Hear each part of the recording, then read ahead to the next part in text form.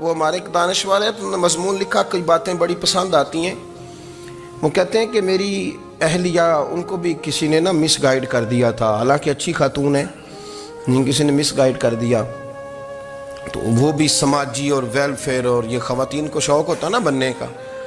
تو وہ بھی سماج کے اندر اچھا مقام تلاش کرنے کے موڈ میں آ گئی۔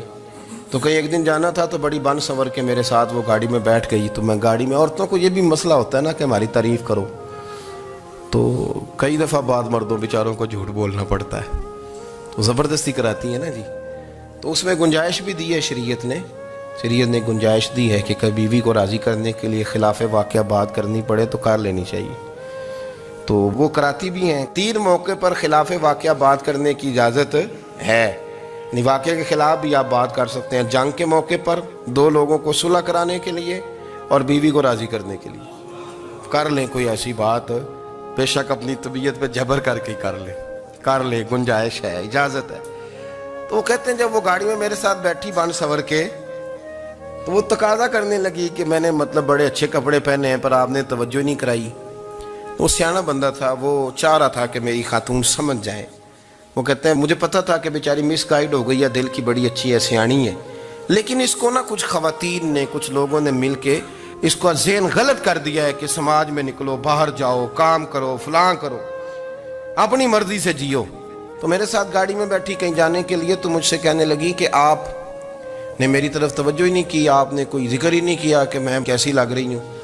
تو وہ کہتے ہیں میں نے اسے کہا کہ اگر تو ناراض نہ ہو تو پھر میں صحیح والی تعریف کر دوں۔ تو اس نے کہا کہ آپ کر دیں۔ تو کہتے ہیں میں نے درد سے اور خلوص سے اپنی بیوی سے کہا، خلوص کے ساتھ میں نے کہا میں تو روز گھر ہوتا ہوں، روز شام کو گھر ہوتا ہوں،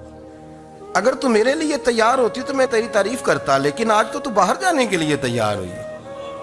تو پھر ان سے تعریف کی امید رکھ جن کے لیے تو نے تیاری کی ہے۔ میرے لیے تیاری کرتی تو میں تو ہر شام تیرے پاس ہوتا ہوں۔ کہتے وہ میرے لفظوں میں درد تھا تو وہ بھی رو پڑی، اور کہنے لگی آپ گاڑی روک دیں، مجھے باہر جا کے کسی کو راضی نہیں کرنا، میں نے اسے راضی کرنا ہے جس کو رب کریم نے میرا شوہر بنایا ہے اور میرے لیے منتخب کیا ہے میرے ماں باپ کو، میں واپس لوٹتی ہوں۔ یہ ایک پہلو ہے سلگتا ہوا، اس کو سمجھا جائے۔ عورت کو ویسے بھی قابو کرنا بڑا آسان ہوتا ہے۔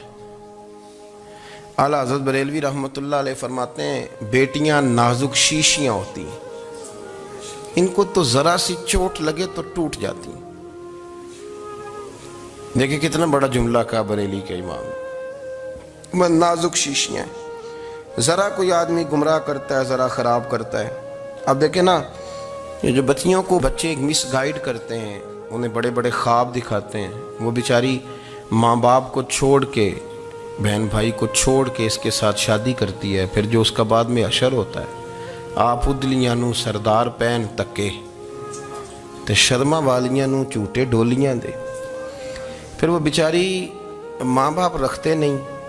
وہ ظلم کرتا ہے، تو کتنی بڑی تکلیف میں وہ بچی آ جاتی، نازک شیشی ہوتی ہے نا تو ٹوٹ جاتی۔ یہی حال اب جدید خواتین اور یہ جو کچھ اینکر پرسن ہیں، یہ اصل میں نا یہ آپ کو سیاست سکھاتے ہیں، لیکن یہ مادر پیدر آزاد لوگ ہیں۔